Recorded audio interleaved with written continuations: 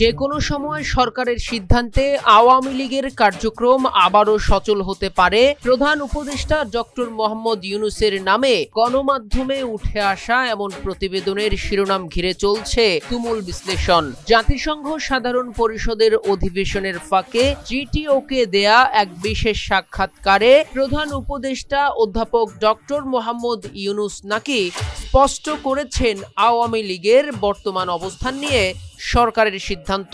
প্রতিবেদনগুলোতে বলা হয়, ডক্টর মোহাম্মদ ইউনূস বলেছেন আওয়ামী লীগকে নিষিদ্ধ করা হয়নি কিংবা তাদের রেজিস্ট্রেশনও বাতিল করা হয়নি, তবে দলটির সব ধরনের রাজনৈতিক কার্যক্রম আপাতত স্থগিত রয়েছে। প্রধান উপদেষ্টা ডক্টর মোহাম্মদ ইউনূস জানান, কার্যক্রম স্থগিত থাকায় আওয়ামী লীগ রাজনৈতিক কোনো কর্মসূচি করতে পারবে না, যদিও তারা এখনো একটি বৈধ দল হিসেবে টিকে আছে। যে কোনো সময় সরকারের সিদ্ধান্তে তাদের কার্যক্রম আবারও সচল হতে পারে।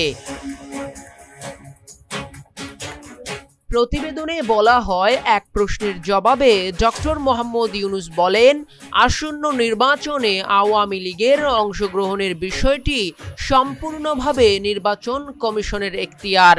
কমিশনই সিদ্ধান্ত নেবে কোন দল নির্বাচনে অংশগ্রহণ করতে পারবে। আওয়ামী লীগের জনপ্রিয়তার প্রসঙ্গে প্রধান উপদেষ্টা মন্তব্য করেন, দলটির সমর্থক রয়েছে, তবে তাদের সমর্থনের মাত্রা অতিরঞ্জিত বলা হয়ে থাকে। তিনি বলেন, সমর্থকরা সাধারণ ভোটারের মতোই ভোট দিতে পারবেন, কিন্তু ব্যালটে আওয়ামী লীগের প্রতীক থাকবে না।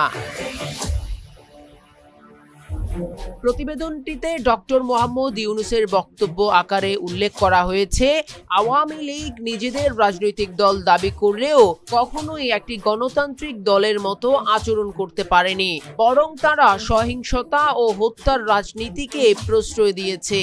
এর দায় স্বীকার না করে সব সময় অন্যকে দোষারোপ করেছে বলেও মন্তব্য করেন ডক্টর ইউনূস। এই সাক্ষাৎকারে শুধু আওয়ামী লীগ নয়, জাতীয় নির্বাচন বিলম্বের যৌক্তিকতা, রোহিঙ্গা সংকট সহ বেশ কিছু গুরুত্বপূর্ণ বিষয় উঠে এসেছে। তবে রাজনৈতিক অঙ্গনে সবচেয়ে বেশি আলোচনার জন্ম দিয়েছে আওয়ামী লীগের কার্যক্রম স্থগিতের বিষয়টি। Uttara news desk report.